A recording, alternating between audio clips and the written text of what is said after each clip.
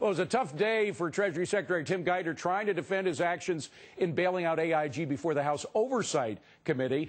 A Rasmussen poll released today found 47% of you think the Treasury Secretary should be replaced. Only 17% think he should keep his job. 36% have no opinion one way or the other. But Republican Jiim Jordan of Ohio probably has an opinion of his own. He was one of the congressmen who questioned Geithner today, and he joins me now from the Beltway. Thanks so much for being here, Congressman. I guess it's tough to get to your position because everybody's preparing for the State of the Union, so we appreciate your extra effort. Now, has Geithner, in your eyes, got to go?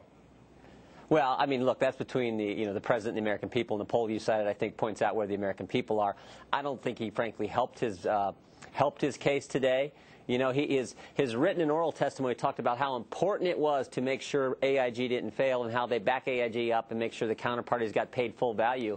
And yet, it was so important, so critical to, the health of the financial sector and the health of this country and the health of the American people, as his testimony said. But somehow he wasn't involved in disclosing that information. He could spend the American taxpayers' money, but he wasn't involved in disclosing it. You focused on the secrecy, the whole secrecy aspect. Do you think that because he was under oath today, right? I mean, do you think that he actually lied under oath about what he knew and when he knew it?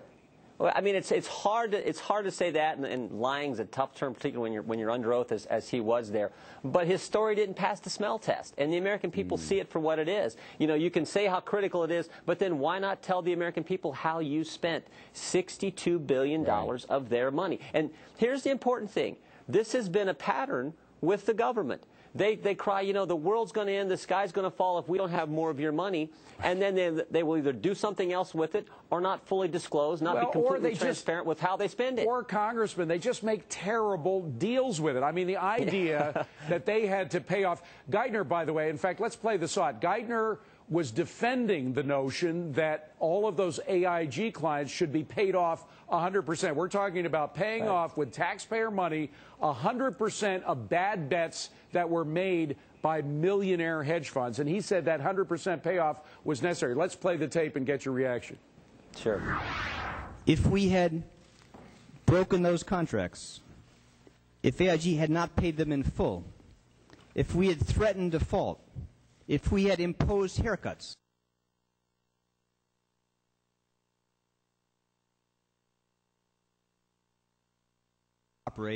and it would have collapsed. So, in other words, had we not used our money to pay off 100% of those bad bets for the hedge funds, we would have had a default and the whole world would have ended. Frankly, I don't buy it. Do you? Well, I mean, look, Bear Stearns and Lehman Brothers, they would have liked to have got that deal, too. I mean, Bear got, what, 2 cents on the dollar compared to these other counterparties getting 100 cents on the dollar. Haircuts happen all the time. Haircuts happen all the time.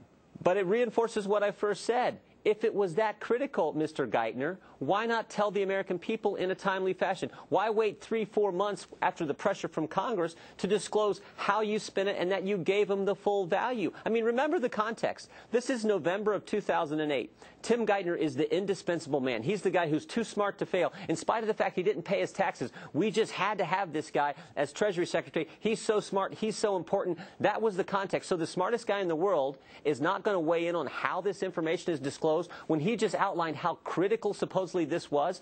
That's what doesn't fly. That's what doesn't pass the smell test. And that's why 47% of the American people say this guy needs to go. Well, and I know why we focus. It's always easy to focus on one person or one thing, but it's every time the government gets involved in a huge way in the government, in the private sector, we have problems. Whether it's the haircuts, the paying off 100% of the AIG instead of forcing millionaires to take haircuts, or the mortgage-backed securities. Now we got to mention this thing because the feds are involved. In fact, we even put together a little diagram here of what's happened with mortgage-backed securities. Now these are the toxic assets that we originally, the TARP plan was all about originally.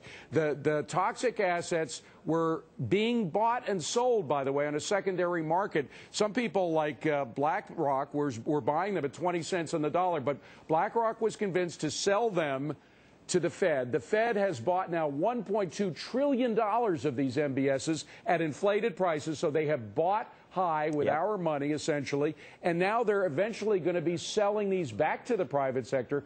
So they're doing exactly the wrong thing. They are buying high and selling low. You want to do it exactly the opposite with our money, right? Exactly. You made the great point, David. This unprecedented involvement by the government and the private sector has been a mess. And it started right in the beginning in September and October of 2008 when the TARP program was passed. Remember the whole premise. Hank Paulson told Congress, we are going to take the $700 billion of taxpayer money. We're going to buy these mortgage-backed securities. 10 days later, this came out through all the testimony. This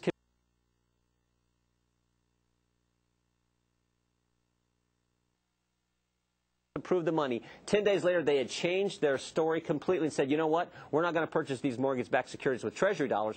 We're going to just inject capital in the banks. I believe Hank Paulson misled Congress. He knew all along. In fact, if you look at the questioning I had of him today, I asked him, when did you know? He said, well, I was thinking about possibly having to inject capital in the banks and not buy these securities before the vote, but I didn't make the decision until after. But we have, in the text of David Wessel's book, he points out that his spokeswoman, a conversation between Hank Paulson and his spokeswoman, they were talking about it before the vote. Right, I think he misled Congress. Well, so the point is, it's important to focus on individuals, and that's what these committee hearings do. But the thing always to keep in mind is this inevitably happens when the government gets involved in the private sector in a main way, and we just want to avoid that from ever happening again. We got to pull out of that as soon as possible. Congressman, enjoy the show tonight. Thank you so much for coming here. Appreciate it. And don't forget